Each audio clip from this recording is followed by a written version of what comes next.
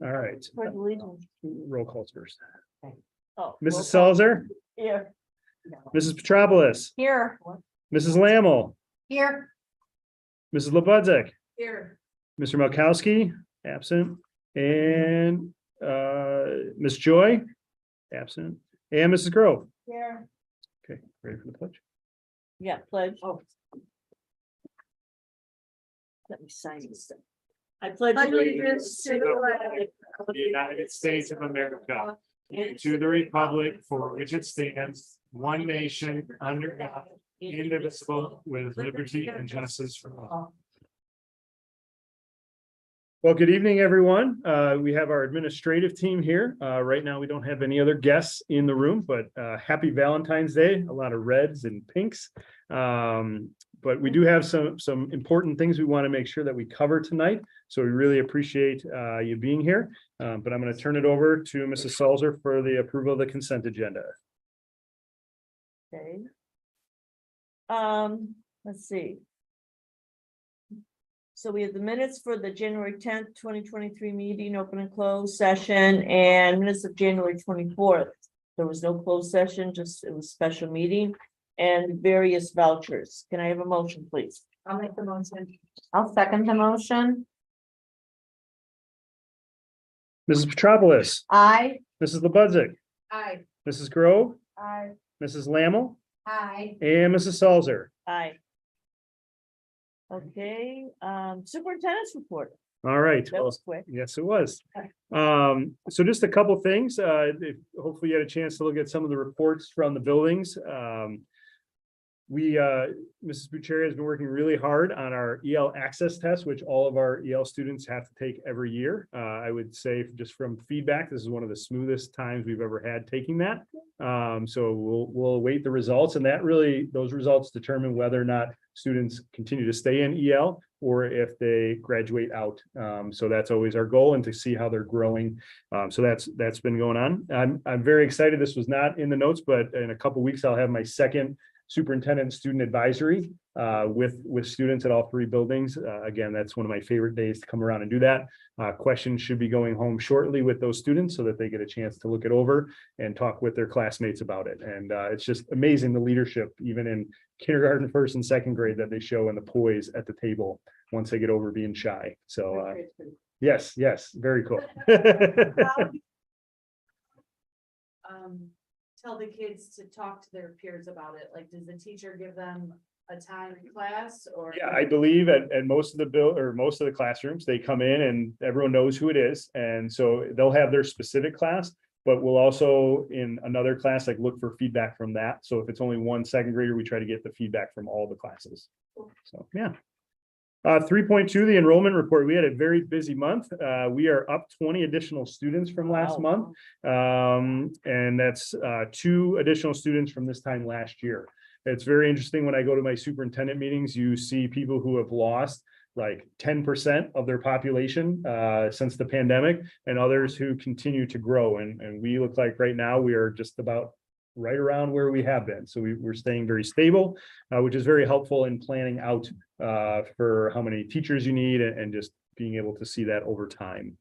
For our vacant positions and possible staffing needs, you'll see it has not changed much recently. The one position we are really trying to push is that data position. Our admin has had to take a lot of time working on some of the data. Gino's been doing it as well. And so we are looking for that person who can do the uploads to the state and the reports. We had an interview yesterday. We have another one on Thursday, but that position has been posted for a while. So we're hoping that one of these 2 will work out. So that's where we're looking. 3.4 was just a reminder to start looking out for your statement of economic interest. Even if you are running for the board and just filled that out recently, you still need to fill that out again. And it only goes to your CRSD email. So once we see that it comes through, we will send a reminder to you as well that it's out there. I don't know. What to do. I will double check, but I think you probably should. Okay, that's fine. What was that? 3.5 is the board discussion on the school calendar for the 23-24 school year. previously we had shared out calendars A and B along with 218's calendar, and per the contract, and just because we want their input, our teaching staff has up to 2 weeks to provide feedback. That feedback is included in there. Overwhelmingly, we want draft A of the calendar. Both calendars have the same start and end date. Really, we didn't have a lot of play with that this year because of the construction that's going to be going on. And actually, I think calendar B does end 1 day earlier. But overwhelmingly, everyone wanted draft A. The only thing I wanted to bring to the board, and this has come up in almost every single feedback since I've been here, is the parent-teacher conferences the week before Thanksgiving, which is on that Wednesday night. The teachers have consistently asked for that to be pushed to Thursday. I know the reason the board in the past has wanted to keep it Wednesday is because that's when we always have our half days to keep it consistent for the parents. But the teachers have said it's much easier to prepare for one more day with having a late night than it is for two. I'm open to either one, but just wanted to see if the board had any feedback on that, both as parents and as board members. It would make it easier, but it doesn't really make a difference. Didn't sound like there was too many in person. How would it would switch though, the late So- start? So that Wednesday in November, the half day where people get out at 11:30 would no longer be on Wednesday. It would be on that Thursday just for that month. And so the argument has been in the past that parents who have those Wednesdays already set up for daycare or whatever, it would be difficult for them. Correct. I mean, the argument of the teachers is that they have, It's easier to prepare for one more day after a late night than two. I'm sorry, I'm not following. Okay. I'm so lost. So instead of it being the Wednesday before that break, It would be the third. So our parent teacher conferences, we have 2 days of conferences. The first Monday, one, Tuesday. no, so the week before, Oh, sorry. yes. I'm sorry. Yep, you're good. Okay. So the week before Thanksgiving has traditionally been that Wednesday before, so Mhm. 8 days before Thanksgiving. It's been a half day for our students, they go home, and then we have conferences, I think it's like 12 to, or 3 to 5, or, and then they basically get done at 8 o'clock. And then, so the teachers are now asking for that to be on the Thursday instead of the Wednesday, The half day. the half day and the conferences, yes. why on Thursday though? I'm confused, Because- because they don't have Friday off. No, but then what they have continuously asked is that it's easier for one day that you have to prepare for it than two. That's what I'm confused. I don't, Preparing for that day. am I Yeah. missing something? I don't understand. It's better to prepare for one day than two? After having a late Planning, night, you prepare the night before that it's, for your teaching. I think the argument is that just being there ready for the students is easier for one day than two.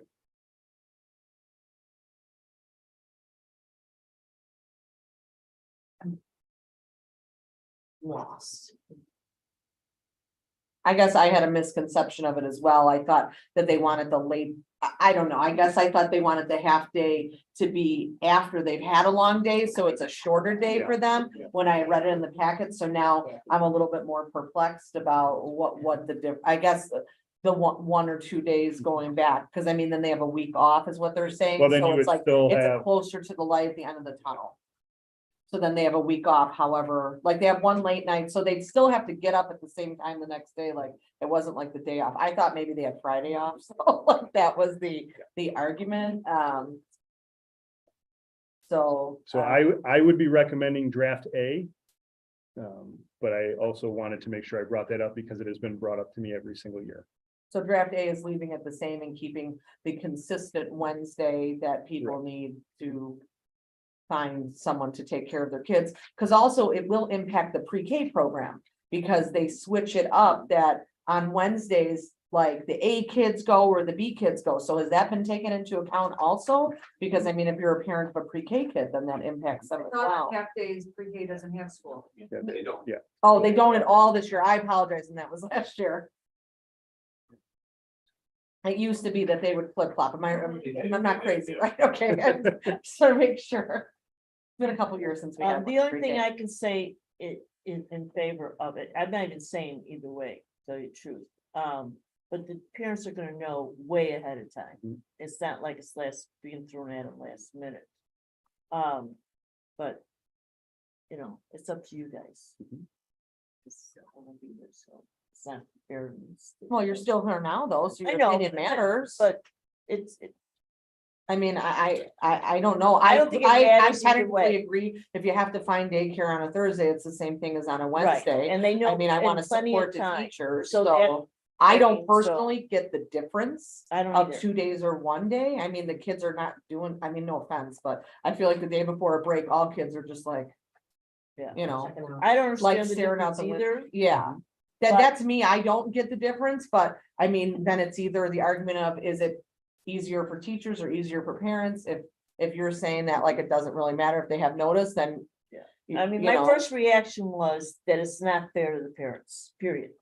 But they have plenty, you know, it's just switching from one day to next, and they've got a whole year to find out, you know, figure that out. Basically, The only thing is that now on Wednesdays, the high school, they start later, they don't get out early. correct. I just wanna Yeah, make sure, yep. cause high schools have late start as opposed to early Yeah. release on Yes, Wednesdays. well, they Yeah. do that because of sports. and- Yeah, no, I know, I didn't know if there was like some kind of coinciding, Yeah, I that is mean, not impacted. I have a question. Yes, We're as teachers or whatever, would we be concerned of that our checkout rate would be more if like, well, you got a half day on Thursday, why go Friday? I 100% think that Ooh, there's. I didn't Then think you're of gonna that. have parents not sending kids to school at all. Oh, it's a half day on Thursday, why bother going on Friday? I That's think what I that that's probably, that you have swayed my, I think it should stay the same. That is the most valid reason. I didn't think of that one. That's a good reason. so I would say, You sound like my husband talking, just I'm like, a half day, they're not doing anything on Friday, forget it, like. Yeah, I don't wanna get them on yellow school. so it sounds like we have consensus to go as I the don't- calendar's written Joanna? and Friday. thank you for that discussion. 3.6 intervention time for the 23-24 school year. We have consistently talked as an admin team about the need to backfill things that our students do not know. Because what often happens in school is teachers will see that their class doesn't know something and they will go and try to teach that. And then you don't get to teach the things that they should be learning. So what we really want to do is dedicate specific time and intervention time every single day. It would be 30 minutes for our 4th and 5th graders. And then during junior high study hall, there are 21 minutes they get right now. It would be looking at doing the intervention time during that time. Now, what we do not have yet are the exact resources we would recommend that our staff uses. I know Megan and the administrators are looking at that. But I just wanted to put that on the board's radar because it's something we've been grappling with for a while, how to build that in. And especially now coming out of the pandemic, those gaps need to be filled a lot more than they have in the past. And we really think that this is the best way forward for that. We also continuously talk when we discuss MTSS and our tiers, that our tier 1 instruction is the part that has to get so much stronger. And that is like the core of what you're teaching with everybody. And I saw a great illustration of that on Twitter today. It was a cruise ship that said tier 1, like that is your huge focus. You got to be doing everything with that. And then tier 2 and 3 was in like a little dinghy being carried by the cruise ship, which still important, still need to focus on. But if you can get that tier 1, that main instruction really focused, that's where you're going to see your biggest gain. So just wanted to bring that up to the board that we're going to be looking that way. Can I ask some questions about it? Sure. I'm the question lady. So I looked at what this was and I think about when kids are pulled for services and how that impacts their regular day at school, as well as their like social cue and how you look. So from a junior high perspective, if you pull them from study hall, some of them have band during that time. So that would eliminate that time for that extracurricular that a lot of them need. And would this tier of intervention only be offered to regular education students as opposed to SPED students? Because SPED students use that time to meet with their special education speaker for interventions or help. So I was just curious, is this a tier of interventions that is like SPED kids are targeted in a different way? So this is another RTI type of tier? Mhm. Okay, so then it would eliminate them from band if they fell into that category. And I'm not saying they will, but that was my concern, that, you know, band is something that a lot of kids like, and with so many programs being not around, I feel like band is something. For the smaller kids, I guess my question went back to what I was originally saying, which was, when would they be pulled? Are they gonna be pulled during specials, which is something that kids really love? And then are they gonna be pulled during core classes? So then they're missing the education during that time. So I'm just like, I don't think that it's not needed. Obviously, we need to scoop up where we can.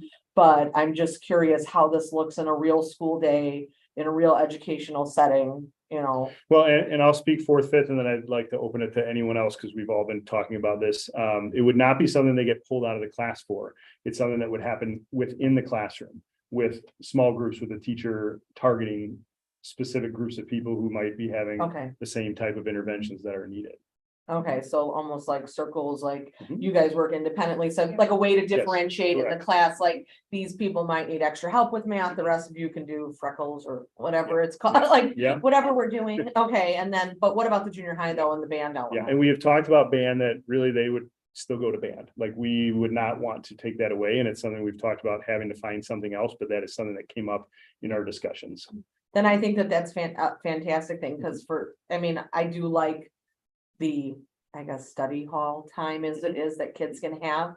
But I know in the upper grade settings, if you are needing intervention, they offer.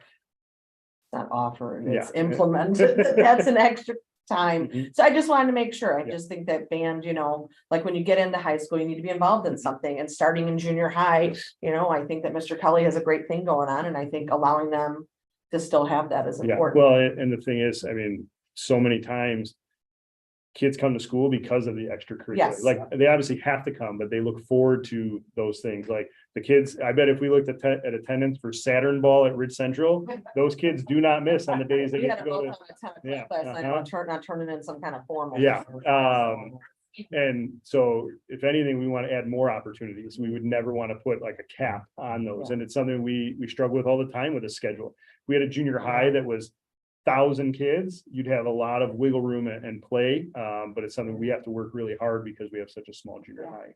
And I get concerned like at the grade school level, because I know, and I don't know what's changed because Annalisa wasn't there, but I remember that was like the big like source of contention for her with when she was in band.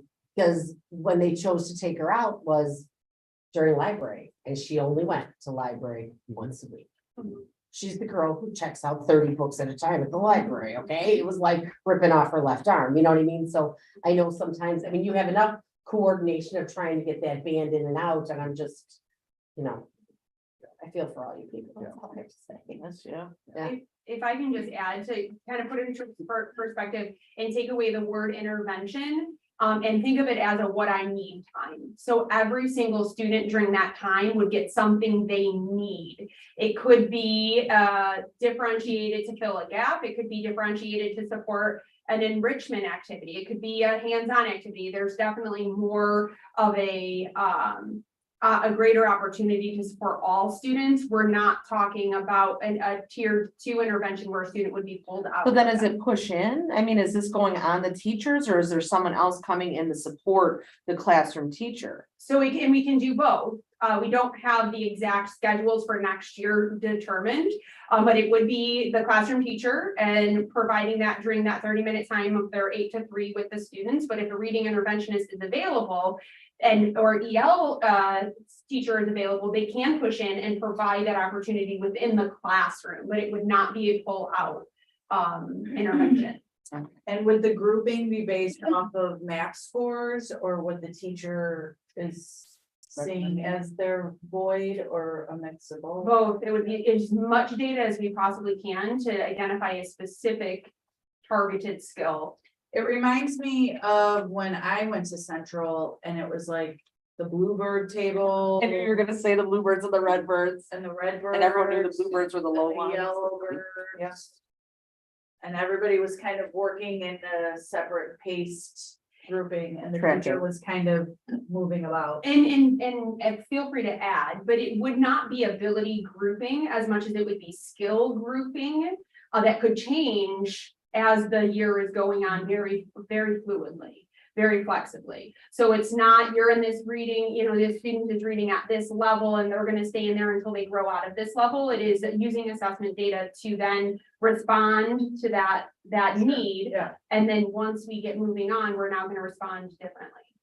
So it's the need, but you're pointing at specific standards per student. Correct. And how often are they gonna move, like on the trimester type of thing, or it's not gonna be Could be that daily. structured? Yeah, it could be Okay. daily. It could As the be- need arises. Correct. Okay, I just, I don't know what your plans That's a are. lot of work. I feel like for the That's what I'm saying. teachers, this is it, like they already are, bell to bell and trying to figure out how to implement their regular curriculum, excuse me, and have to like teach back skills, which I'm sure they differentiate every day. I'm curious how it will roll out and what supports you'll use. That's why I asked if there was Yeah. gonna be push-in services to help support the teachers, because if they're trying to implement the learning targets that they have to do for their own year and then kind of fill in the gaps. I think they're doing that all the time as it is. It's just a tricky thing. So I'm curious to see how you guys Mhm. come up with ways to implement that. Is that okay? yeah, go ahead. Just the work that you, Megan, I mean, all of you, even the principals, assistant principals, Caroline. You too, Carrie. I mean, everybody's is gonna have a hand in this, it looks like. Mhm. And on top of the teachers but so much has happened with, everything that's happened over the last couple of years. That we already had to get kids caught up. So this is gonna I think this is gonna be what's needed.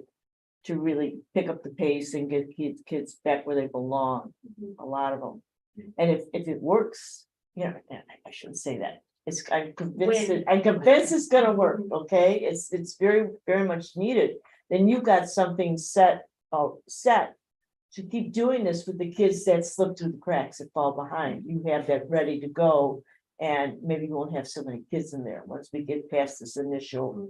That's what Yes. was gonna be my question, is do you feel that we have more catch up and that eventually it'll, like I said, Balance out a what they little bit. need, do you feel it will get more of a balancing out later on of something? Yeah, So for the one, as we catch up, it may be more enrichment as opposed to Yeah. that, which there are a lot of kids who need that are, It's gonna who give are, more opportunities for that enrichment now that we don't have time for right, currently. yeah. Because during that time, those babies that still need to push through the top, who aren't making as much growth, they'll have tons of opportunity now in that 30 minutes every day to be enriched.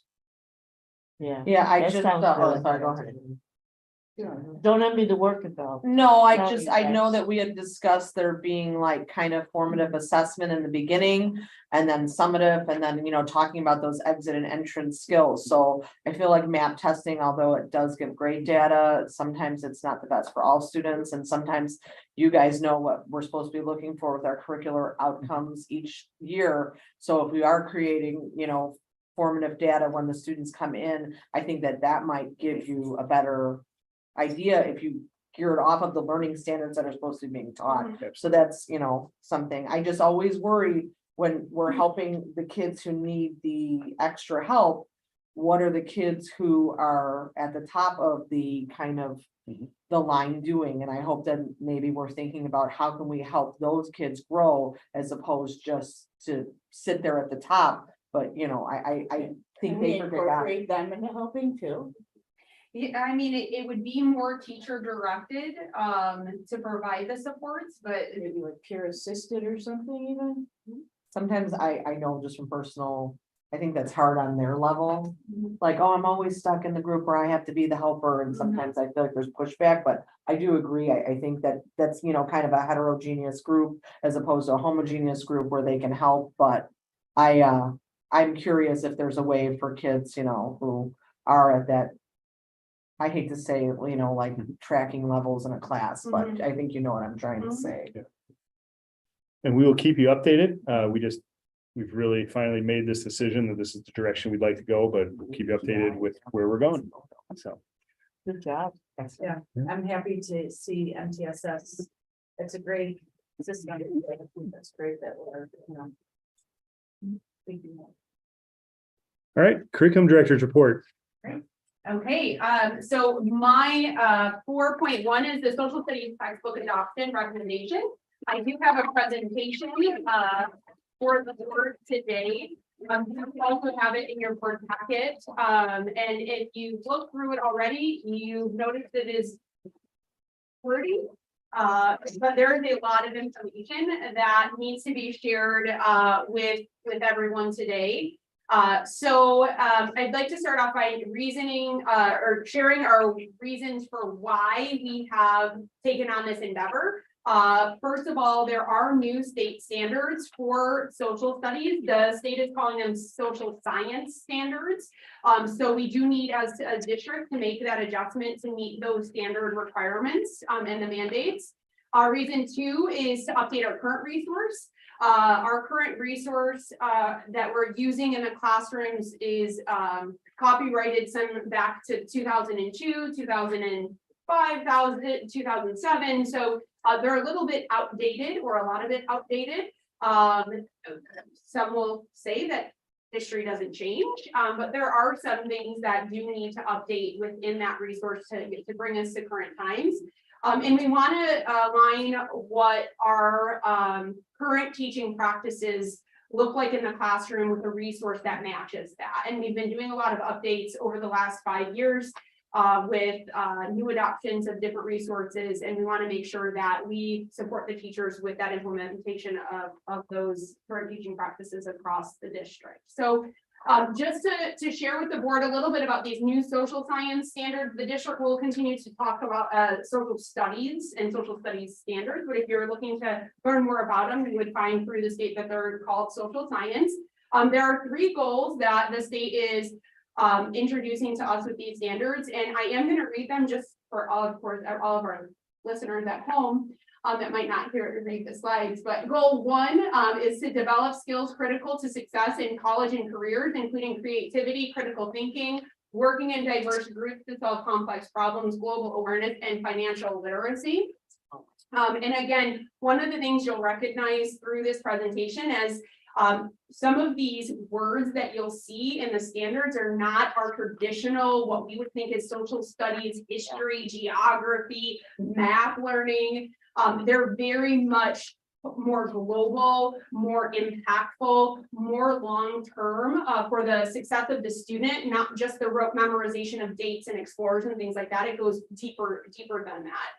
Goal 2 is to merge the knowledge, skills, attitudes, and behaviors necessary to be an informed and an effective citizen. So these social science standards really encourage students from the very beginning to the very end in 12th grade to be citizens, to have them recognize that they are citizens of their community, they are citizens of their state, they are citizens of the government, they are part of that greater good. And we want our students to know that so that they realize they have that voice and they have an impact.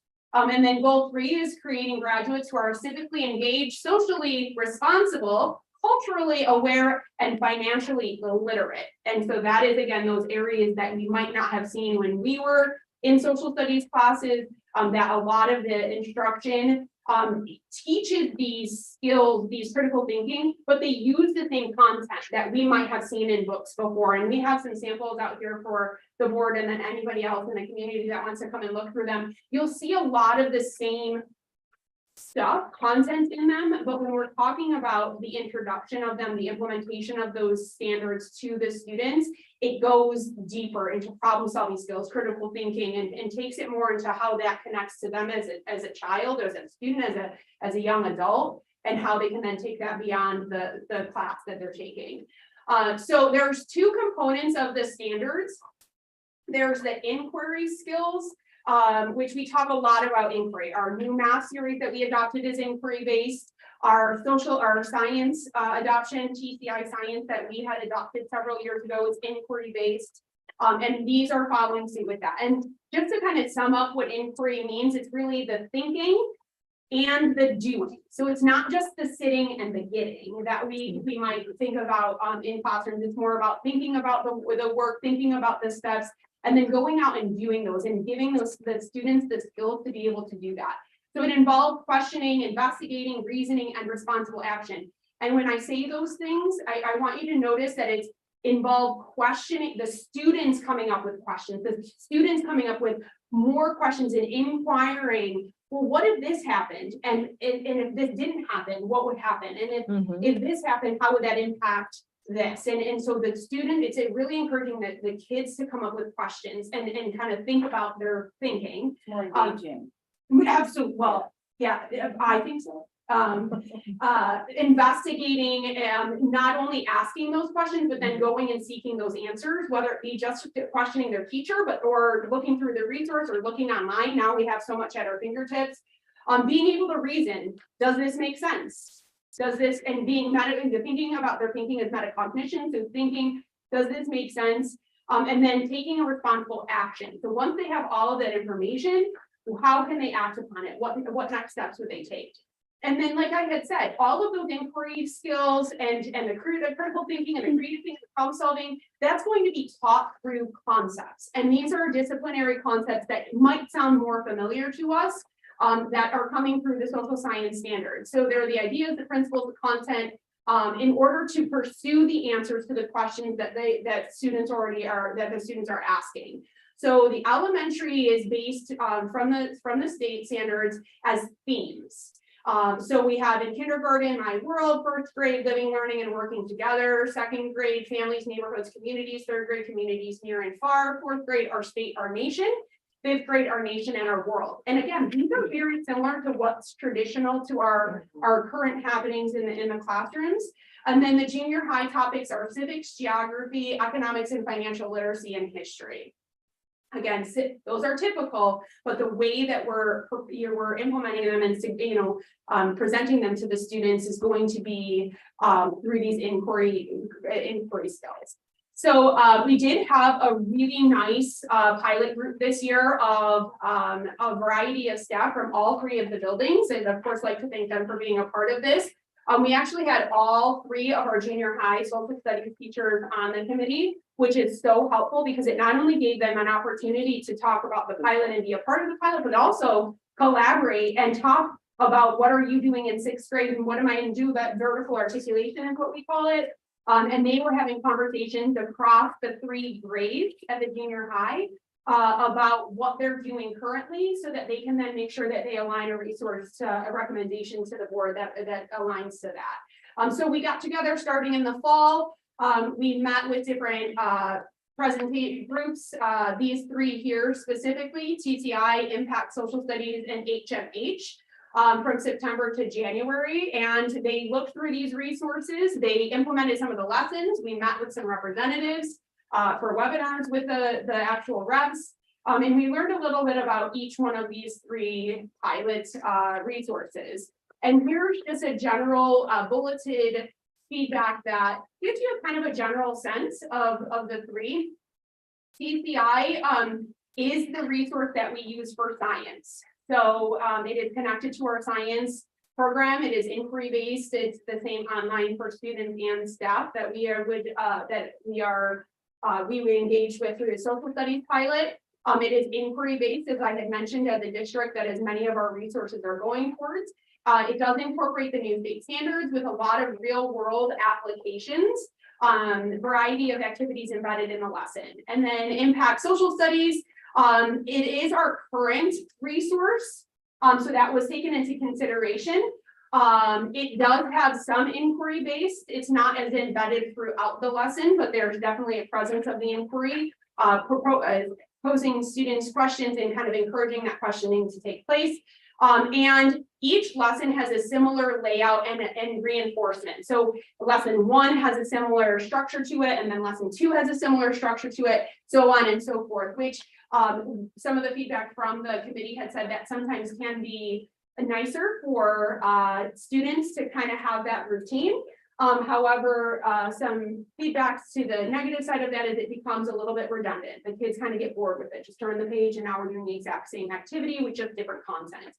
And then HMH, it does only have a K-5 resource available.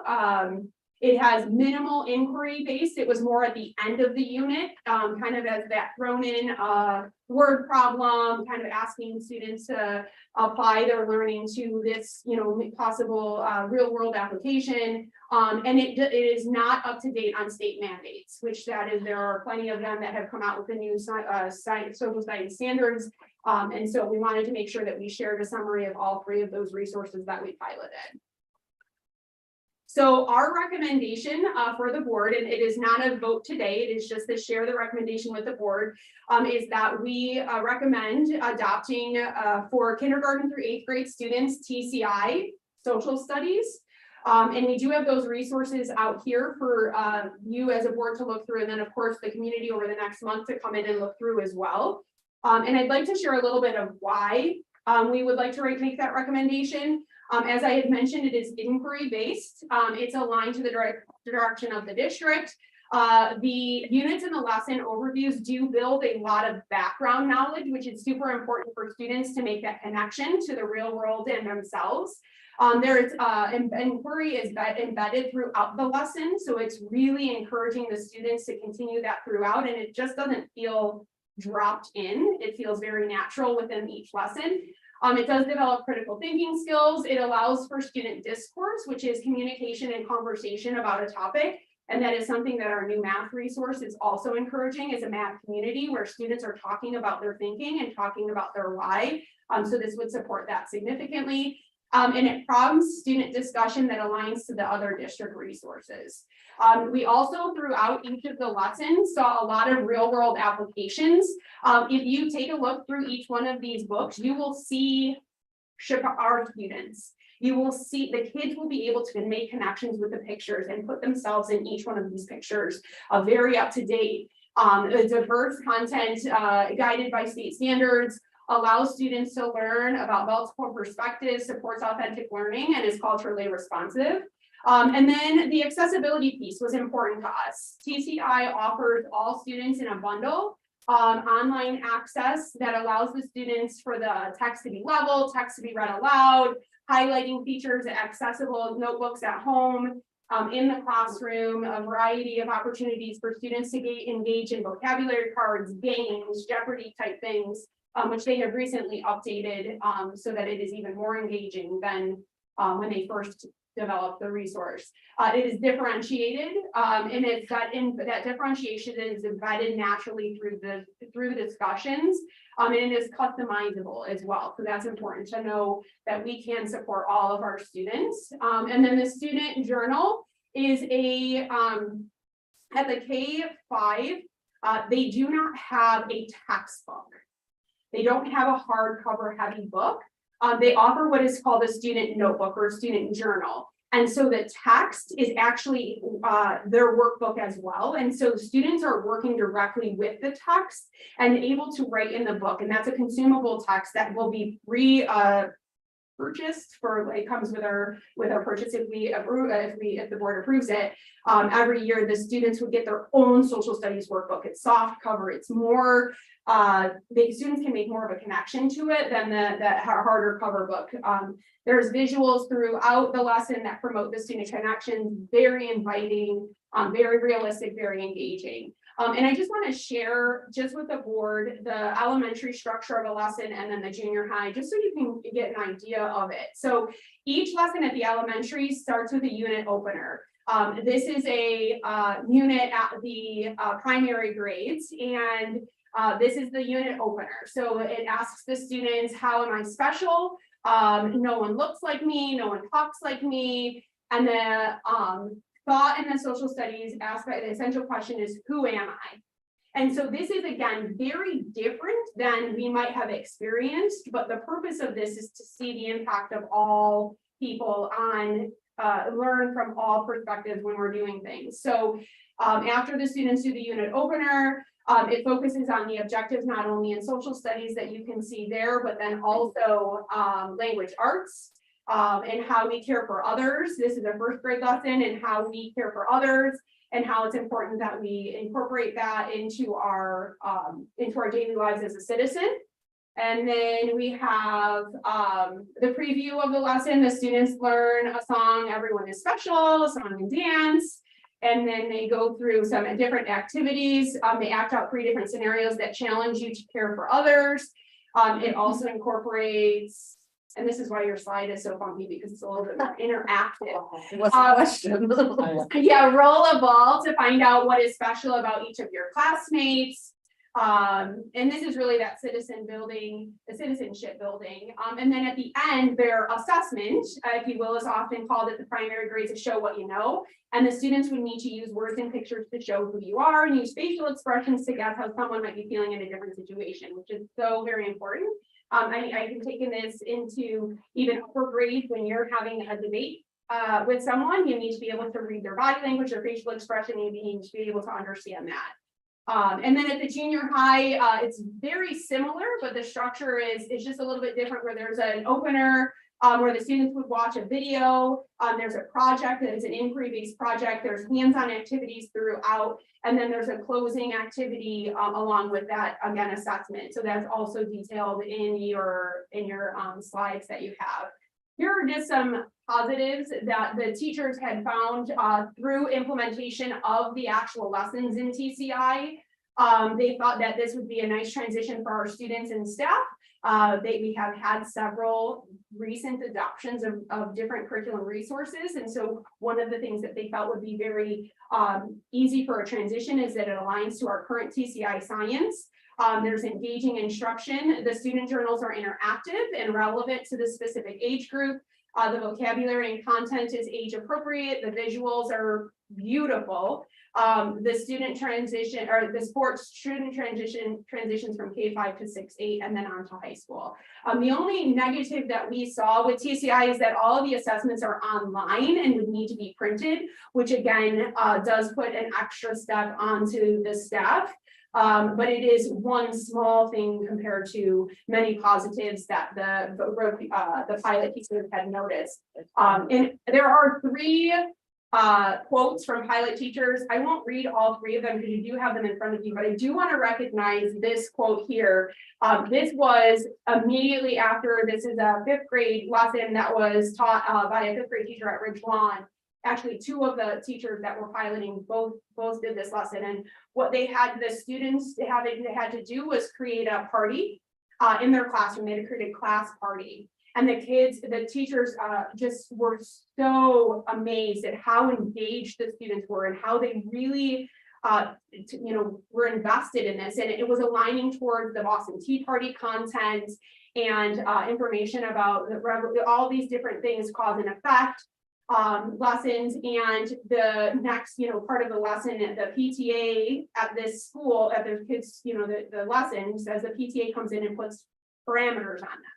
You can only spend this much money and you can only do this, and both of the teachers had reported how affected the students were by these parameters and how they really were able to make this connection to and apply back to cause and effect. Every single lesson throughout this went back to cause and effect, and how they could really relate to the colonists at the time and how they felt the impact that they had been put in their time in today's world.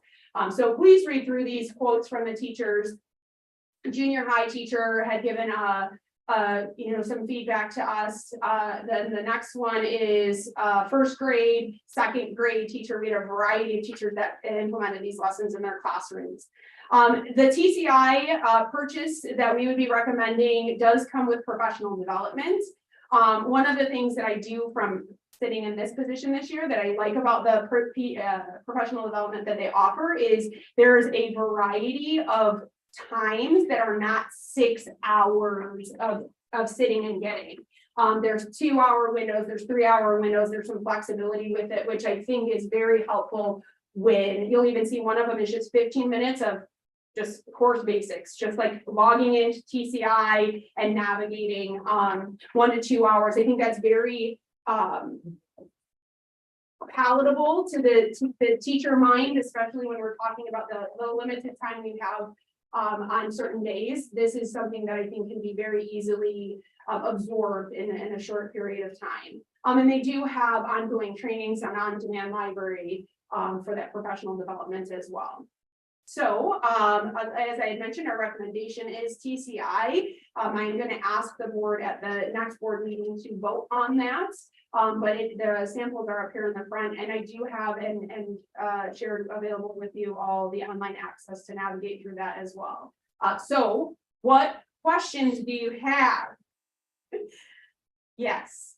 The lessons, are they translatable in all languages in our district? They are not. Just Spanish and TC English? Yes, TCI translates to Spanish. However, they did share with us the capability of translating through like a Google Translate or a highlight and translate into all different languages using an outside app resource to do that. I actually have a couple more. Go for it. I wrote it down. So on that one side, it shows the different themes for first grade. The elementary themes and then the junior high topics. Say we start this next year. And my second grader is learning about families, neighborhoods, and communities. Is he gonna be lost if he doesn't know about a social world and living and working together? So good question. And I can answer this to say this is so what the question is being asked is here. My first grader did they miss living, learning, and working together? Because now that student is in second grade. These topics that you see, or these themes, are very similar to the current themes that our current social studies textbook provides. Kind of our piggybacks on it, I'm sorry. kind of piggybacks on it. It's pretty much exactly like communities is our kindergarten, you know, I mean, those are very similar to traditional themes that have been put out there. We do see when we make a change from one resource to the other, we usually do, and I have to be honest with you, see a little bit of a dip in a student learning because we're changing our approach. But I believe that this resource will align many of the other things that are the other curriculum resources that we're using that the kids will catch on very quickly with the information being presented to them. You know, the old materials, what are we gonna do with that? Donate, recycle? So in the past, any resource, textbook resource or workbook resource that the district no longer uses, we reach out to a company called Follett. And if it's purchasable back, they will purchase it back from us for a small amount. Oftentimes they're honest with us though, that because this is such an outdated resource, 2005. yeah, that they often will just say to us, we're not taking it because we're not selling it because it's out of date and it's no longer usable. And at that point, then the district would have to make a decision if we are recycling or donating to somebody else. But honestly, it is not up to speed. So it would not benefit anybody. And then how much is this TCI gonna? So the overall package that we are looking to purchase would be for kindergarten through 8th grade students. It's a bundle that would provide all students with the online and the student reproducibles for 6 years. And it would be just under 150,000 for the 6 years. And that includes the professional development and the hardcover textbooks and student notebooks and the online access for 6, 7, and 8. This is like 2 classes in one though, it's like social studies and science. No, this is just social studies. We made the purchase of, And we'll be using that out of a grant, Kathy. we purchased TCI Science 5 years ago. And it was similar purchase of they actually have a science textbook, a student workbook, and online access for that resource as well. So how do teachers feel about TCI science at the grade level, at the lower grade levels? So the teachers are excited that we're going in this direction so they can have some cohesion between the two. When the district adopted TCI Science 5 years ago, it was a definite teaching shift because inquiry teaching is a very different approach of also transitioning from memorization, facts, vocabulary to critical thinking, problem solving. That is a shift. So there is a request for more teaching support when it comes to this type of teaching. And that is a reflection from the TCI implementation of science. My familiarity with the TCI science is very online based. Mhm. And now they're a one-to-one, obviously that's better, but I feel like a lot of the work Mhm. is done online, Mhm. which I think is very difficult for younger kids when they don't even know how to type on a computer. Mhm. So I'm curious how this fleshes out at the grammar school level when, little ones are usually using worksheets. So I definitely want to look through those, but Yeah. that was my curiosity. Because I have had some experience with TCI, only the online stuff, and I feel like most of the assignments are done online. It's a great resource for a lot of different things, but I'm concerned about, in the grammar school area where it's already hard enough to do the lesson, let alone have to figure out how to get in the box online. And I mean, and from what I remember, there's like a sample quiz and then like you fill in a box here and fill in a box there. So I feel like that's a lot of multiple step processing. So, and I hate when kids just sit on the computer in class. So I'm just curious, like what the work output looks like. Cause when I saw you said the tests were online, I knew that because I felt like a lot of the assignments are online. And now is that true for the grammar school as well, or are the assignments in the book? It's all book based. It is book based, Yeah, so it's so not we- online assignments. Correct, it is available, so you can access the student journal online. But we are going to have our K-5 students, K2 be book-based, notebooks, student Okay. interactive notebook, based, and then 3-5, the online will be an additional support. Okay. So if they needed the vocabulary, if they needed the online game practice, we would be encouraging that. And then 6-8, based on your start of that conversation where the TCI science experience has been more online, the actual social studies teachers, we talked this out with them and they had said, no, we want the students to have books in hand. So they Okay. will get the textbooks they want, this journal, so that they can actually engage in reading the text. And the 3 social studies teacher at the junior high said, absolutely not. We want those kids reading that from the actual textbook. Yeah, I because they feel like it's even important. right now, even the 4th and 5th are using some online science lessons. Mhm. So that's what I was Mhm. curious about. It's not the same, it's like, oh, there's a paper in my son's folder, which I think a lot of parents, at least at the younger levels, are looking for. If it's an online thing, how are they knowing that, oh, we've got to get on TCI science? One more question, and I Sure. think other people have stuff to ask. The cost is like 25 grand a year. It seems like it fleshes out to. Does that include all the books every year? Yes. Okay. Mhm. So I know that every year we pay for books regardless for workbooks or whatever, Mhm. and it's usually affecting, we call it sometimes 10,000 a Yeah. year Yeah. for books alone. Mhm. So that includes the programs, the online resources. So it seems like a lot, but actually, if they're getting the Yeah. books every year for all those grade levels, it's really not that much. Yeah. Yeah, it's a whole school program. Yeah, That's why it's so much. and with the books every year, it's not really that bad. And the resource actually also comes with this workbook, if you will, which is textbook workbook. Yeah. That's why they had to change the names like notebooks and journals, because it's not a textbook. There's also a supplementary book as well that is all All colored pictures. yeah, this is even just not, this isn't their workbook, so this is their workbook. But where they're actually responding in the actual, this is all primary and secondary sources. That is an additional resource to go along with the lessons that are in this. So it's one more additional resource. This is not consumable. This is more informational. This would be kept by the teacher each year. And then this big book where the students would put their names on it would be the resource that they would purchase, or they would send to us every single year. So. What are their questions? Well, I don't have questions. I just want to say something. Okay, so I have looked at a lot of this. I have gone online and looked at a lot of it and I love it. I was a history teacher. Adam was a history teacher, so we've done a lot of back and forth with this. I really like it. Kids think history is the stupidest subject ever. A lot of kids think that way. And it's up to teachers to convince them and to show them how it relates to them. The past has to meet the present and how it all intertwines. The past isn't just the past.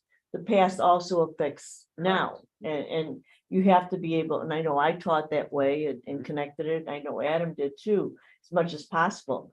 this is gonna make the connection so much better. You know, and it takes time and it takes work to make kids understand, I want to say make them, but get your kids in my class. And we would teach all stuff, you know, different things all the time to connect it. And one of the things, just for an example, and it works too.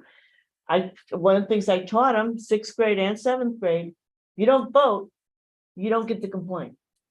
You know, we talked about how important voting was and different things and how things went from, you know, with the revolution and then now where they were allowed to vote and how women, with the whole ball of wax. But the point is, I ran into a kid, one of my favorites, he ended up being at Rise with me too. So I ran into him, it was the day after voting, and he was hanging around with the idiot next door. But anyhow, I knew he was doing bad things.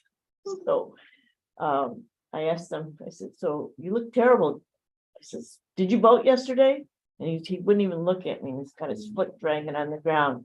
And he's thinking, I could see the wheels going. He said, but I'm not complaining. So it's stuck in his head, you know, and this is like years after I had him. You know, this is about 6-7 years after I had him. So, you know, you don't get to complain if you don't. That's just, I'm just using that as one small tidbit.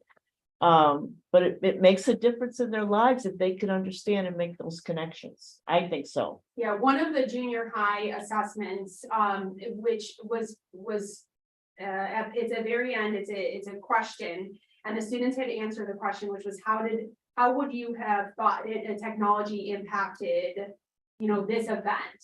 And actually, one of our 8th grade junior high social studies teachers, she said, oh, I just gave that same question, you know, and so it aligns to the mindsets of what the teachers were currently trying to implement with a very old resource and spending a lot of time doing.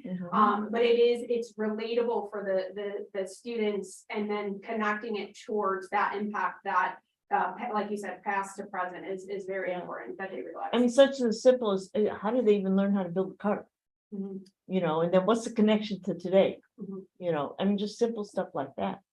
And let them figure that out. And you'd be surprised at the answers we get. Yes. Question or comment.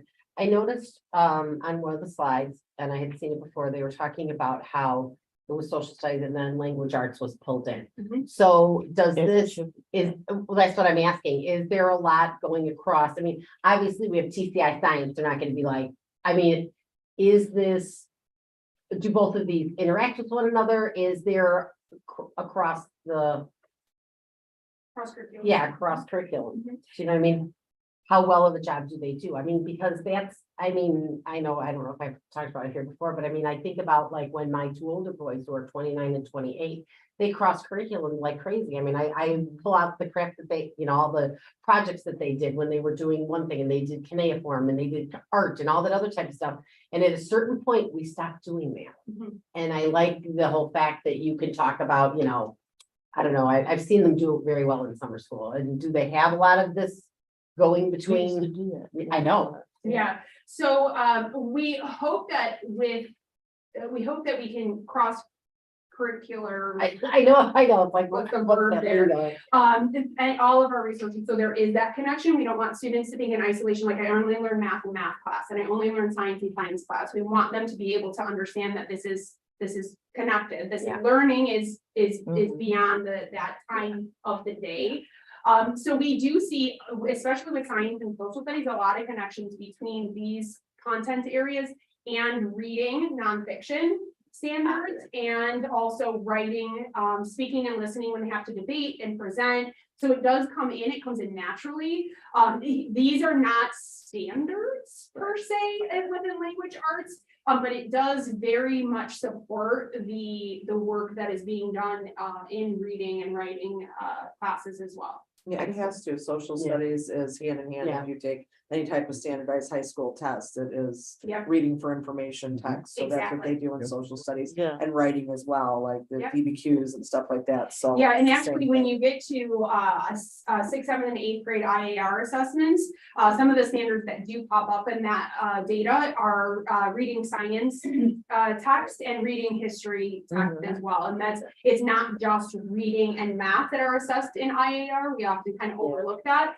Because those two sub-standards are often brought in, to support that informational text reading and analyzing the text and Right. understanding the text. Excellent.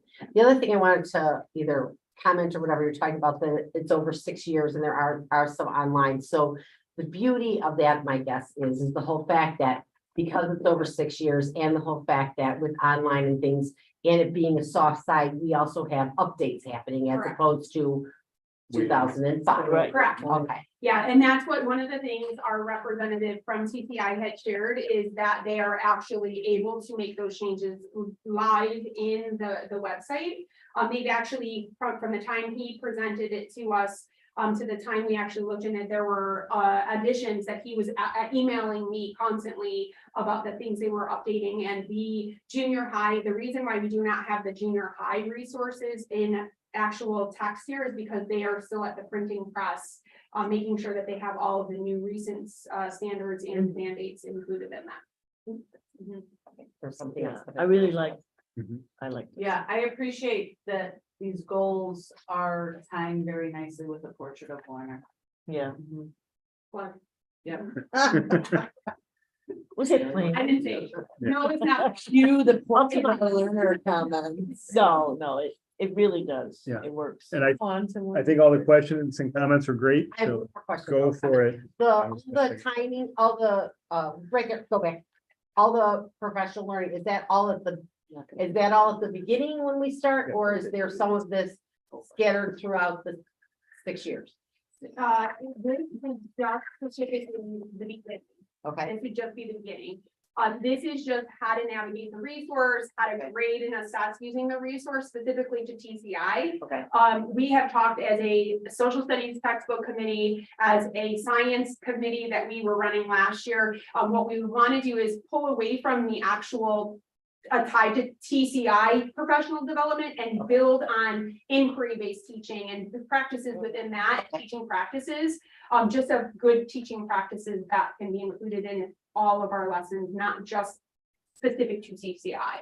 okay, But this is just the way that this is written is just year one, just so you know. okay, perfect. And all I wanted to say is to thank Megan and specifically the pilot teachers. Oh, absolutely. They worked really hard on this, and as a former social studies teacher, could not be happier with what they came up with. I wish I would have had this resource to teach from. So, again, these will be on display for the next month. If anyone from the community who's listening would like to come into the district office to view them, and we will ask for approval at the next meeting. Yeah, it's worth looking at. Yeah. Yeah. Ms. Nothnagel, That's- Mrs. Nothnagel, are you gonna make one district, one book a little shorter? Sure. Yeah. Okay. I have a lot of questions about this pinball wizard. So- Pinball was last year wizard. isn't it? Yeah. So one district, one book update. We did finally reveal to our families on February 3rd and our students the books that we had chosen. There is a mystery theme to both of the books. There are library themes to both of the books. The students had such a wonderful time with the kickoff week. They did a scavenger hunt at the elementary. They did a bunch of activities in the junior high. Again, great committee working on all of this, working really hard. Each week, the reading is happening. Emails are going out to the families on Fridays with read aloud. So thank you to those of you who have signed up to read aloud chapters and chapters and chapters of the book. Also, the trivia is happening on Mondays. So any students are participating, we've got great community, great participation. At the elementary, hundreds of kids participating in that at all of the grade levels, junior high, 7th, 8th grade. They said could not believe how many 8th graders had participated in the trivia. So we're getting the hang of this. We did just recently plan our wrap-up event, which will happen right before spring break with some connections and activities with the library, Chicago Ridge Library, because they're partnering with us this year. So Oh, wonderful. yeah, so we're hoping to kind of smooth into that and then strengthen that partnership as we move forward. Yeah, they've always been very good about participating. Yes, They they're, have. Schools. yes. And then 4.3, I do have an other, just wanted to say, portrait of the learners, going great. We did have our first meeting. We had some good turnout, many staff and community stakeholders that said they could not make it, but they will be joining us February 22nd. There's some reading and some homework. And it was a really great meeting. Very, very, very great. Thank you, Mrs. Nothnagel. Good times. Thank you. Our cat, you got 5 minutes. Well, I just have to say, thank you, Megan, for talking longer than me. Yes, I know. Thank you. Okay, so just a couple of things I really wanted to update the board on. Our capital projects and furniture update over at Ridge Lawn, they continue to work on the foundation. They've dug up all the ground and earth, and they're continuing to move that offsite to get ready to start pouring the concrete. Over at Finley and Central, there was a little disruption over there last week. The contractors had to dig up and replace a fiber line that connected the two buildings. That has been taken care of, and that opening is available again. And the groundwork over at Finley could happen as early as the end of this week. You see, they put the warming blankets there, not that they need it this time of year, fortunately. But we are anticipating them starting to dig the ground for the foundation relatively shortly. And we are meeting with them tomorrow along with Finley, and if that is what is going to be happening, there will be communication going out to all Central and Finley parents. Is there a way, my understanding is that it's pretty messy back there. Yeah. Is there like a way, I mean, you would think that the inspector from the village or somebody would have asked the contractor to like cover up that space. Which space are you talking about? The, where they dug up, isn't it like they Oh, Like a yeah, gravel line? gravel? yeah, But with like the rain and it's Mhm. like muddy, I mean, it feels. yeah. So. And we can yucky. certainly look into improving it, but the reason they haven't done anything is that area is going to be blacktopped over the summer. So that's why there's not a permanent solution, but we could certainly Like ask plywood or if there's something. something better they can do. I don't, Sure. people's safety, I don't know. It's pretty yucky back. Yeah, I know there's a lot of gravel back there, and with the amount of rain, it's probably seeped up a little bit. We'll bring that up with the contractor tomorrow. Yeah, definitely. And then we are working, if you remember last year, as part of the 5-year facility refresh, our goal is to bring new furniture into the buildings. Last year at Ridge Central and Ridge Lawn, we targeted the 4th and 5th graders. And this year we would be looking to do 2nd and 3rd grade. And we're waiting from our architect and their design company to give us some quotes on that. So we'll be bringing that to the board shortly. And then finally, something we actually put in our ESSER 2 grant almost 2 years ago, Finley lunch tables. From what I understand, from the administrators, they're pretty bad. We are down to only 4 true lunch tables, the rectangular ones, and some round ones that have individual seating. So we'll be asking the board to approve that. It is in the amount of $53,000 for 17 tables. But those are desperately in need, and they were approved back in the ESSER 2 grant. The next thing is school fees. In April, we will be starting registration already for the following year. And really just wanted to recommend to the board at this time, we really don't see any need to increase our fees. Our fees are currently $130 for a junior high student and $120 for elementary. We do plan again to offer the early discount. We put that out for the first 2 weeks or so in April. And that does give the families a $30 discount per child, which is substantial. So really at this time, we would be asking the board to approve school fees for next year at the same rate as this year. Yes. We had a conversation with the strategic planning with the technology Mhm. committee about maybe getting rid of some of the costs that this school district puts out for the Chromebooks, Mhm. especially for like replacements and repairs and stuff, maybe adding a small portion of Mhm. that to the school fees. Sure. The kids get one, I mean, is that? Mhm. It certainly is an option. Right now, the reason kind of to leave them the same is right now, our population substantially is low income, which means they get fee waivers, which they wouldn't have to pay for, any of the fees. And so our logic is if we increase $10 or $20 to cover for that, we feel like the burden is on a smaller population. It certainly doesn't mean we can't do that, but that was kind of our logic there. Joanne, the only other thing I will mention, we've been able to use so much of the ESSER money for these Chromebooks, that we want to continue to do that. And I think that's something we can definitely revisit in another year or two when that money is no longer available. Yeah. We still have the extra money. They do separate contracts for Chromebooks that don't even impact like Yeah. fees, because if it's because of damage or whatever, Yeah. then it's inherent liability and it has Yes. nothing to do with, like fee waiver. and stuff. Yes, and I agree, and I believe the schools, if there is a damaged screen or a That you don't keyboard, get out of, that's like not. yes, you can't waive out of that, That's, Yeah. yes. Mhm. right? Yes, so would there be, like you were saying about the freeway, like with their slams on the ground, is there a way, and I don't know how it is done or whatever, just because Will graduated from Richard, we pay it's optional, a $25 fee, so that when he broke his iPad, it was replaced. It was like, I mean, maybe that's some way once Chromebooks, like you said, when we don't have new things, that it might not be $25, but it could be a $10 optional thing that they can do, so that when the screen breaks and stuff like that, it is covered. The second time we had a $25, like, Yeah. deductible, that's better than buying, There's it's like different insurance, yeah. So I mean, I don't know if that's something that, Sure, I don't know, do we see them breaking and getting icky too much? Actually, recently, I would say this year, has not seen that same kind of damage as when we were going through COVID, and they were used even more. And now they each have their own, which I think helps. So it's more the ones that are kind of on their last year are the ones we see most often. okay.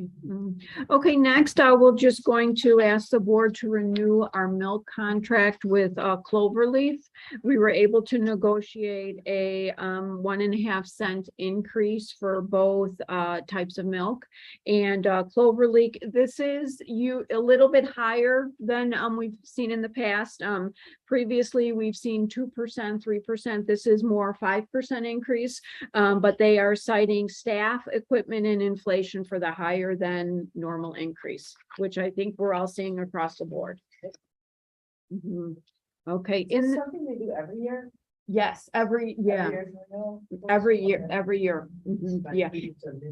right, and historically, it has been lower. And so the next thing is, every year we need to renew our transportation contract. And right now Sunrise provides both special ed and regular ed transportation to the district. And this year they are requesting a 5% increase, which is fabulous. Other districts are seeing double digits, as well as last year seeing double digits. So we were actually very pleased with that renewal rate. They had like a huge increase last year. No, we, Get it little it was reasonable, which is why, Yeah, I just remember there being a lot of conversations. yeah, which is, down. why we really expected a big one this year. So it's a very favorable renewal. They are throwing in a fuel charge. It seems very reasonable, and it depends on gas prices, and materially, it's really not an issue. Our only concern with them is right now we're still running the 2 bus routes. And that does mean that it's a little more inconvenient for our families, and we also have to pay supervisions fees. And so we went back to Sunrise to say, hey, what are you going to do for us? And they said their plan was to provide 1 bus route, but I use the word plan very loosely. And going over with the attorney and hearing the transportation issues at other schools between the fuel charge and the double bus routes, we still would be recommending to renew that contract. Yes, it is. Exactly. Okay, then the next one is just housekeeping. Every year, we ask the board to approve the mileage reimbursement for our employees, which is based on the IRS guidelines. And right now it's 65.5 cents a mile. And then finally, the last is we'll be asking the board to renew or enter into a new copier lease agreement. Currently, our agreement is with COTG, now actually Xerox, and the lease is up at the end of the year, and it's been a 5-year lease, and we would be asking the board to approve an upgrade to new Xerox machines. So right now, we have Xerox machines that are obviously more than 5 years old, and they were manufactured even longer ago. We took a field trip to 2 different schools. We went to Stagg High School and in Orland to look at 2 different vendors. So we looked at the Xerox, which is an upgrade to what we have now, and a Konica. And after discussing it with all the building secretaries, 1 secretary from each school went on our field trip, and very comparable machines. And of course, both salesmen say they can, you know, they're fabulous machines. But what it really came down to is the staff is familiar with the Xerox machine. It's going to require very little, you know, introduction into our system. And we will enter a 5-year lease. And the costs for the machines have come down substantially. We're actually saving over $1,000 a month just in lease cost. And also the cost per use is down. So yeah, I was very surprised. Everything else is increasing. These prices are actually going down. So they will, you know, come in once we give them the okay. And they have assured us that these machines are in the warehouses. There's supposedly there's no supply chain, so it should be a pretty quick turnaround. Any questions on any of that? Okay, so thank you. Nothing else. Quite a few items to move through and approve. So we're gonna go ahead and start with old business. Section, do you want to read these? Yeah, potential board action to adopt or post for a second reading the following board policies. Would you like to explain them? Yeah, these were the ones, again, when we signed the Korea contract that just had to be updated. We went over them last month. So this is just, I would recommend that we adopt them at this point. Okay, motion, I'll make the motion. I'll second it. Mrs. Grove, Aye. Mrs. Lammle, Aye. Mrs. Lebudzick, Aye. Mrs. Petropoulos, aye. and Mrs. Salzer. Aye. Jump down to 7.1. Potential board action to approve payment to Power School in the amount of $28,043.20. Yeah, and this is just our yearly for our school information system. Okay, motion, Aye, motion. I'll Second. second. Mrs. Lammle, Aye. Mrs. Lebudzick, Aye. Mrs. Grove, Aye. Mrs. Petropoulos, aye. and Mrs. Salzer. Aye. Potential board action to approve amendment to special education, student transportation services and transportation contract for 23-24. I'll make the motion. Second, Who seconded? Okay, thank you. anybody? I'll second the motion.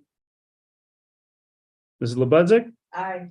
Mrs. Grove, Aye. Mrs. Petropoulos, Aye. Mrs. Lammle, Aye. and Mrs. Salzer. Aye. Potential board action to approve Clover Leaf Farms distributors milk contract renewal for 23-24. Motion, I'll make the motion. I'll second it. Mrs. Grove, Aye. Mrs. Petropoulos, aye. Mrs. Lammle, Aye. Mrs. Lebudzick, Aye. and Mrs. Salzer. Aye. Potential board action to approve school fees for 23-24. There is no change. I'll make a motion. Second. Need a second. I'll second. Mrs. Lebudzick, Aye. Mrs. Grove, Aye. Mrs. Lammle, Aye. Mrs. Petropoulos, Aye. and Mrs. Salzer. Aye.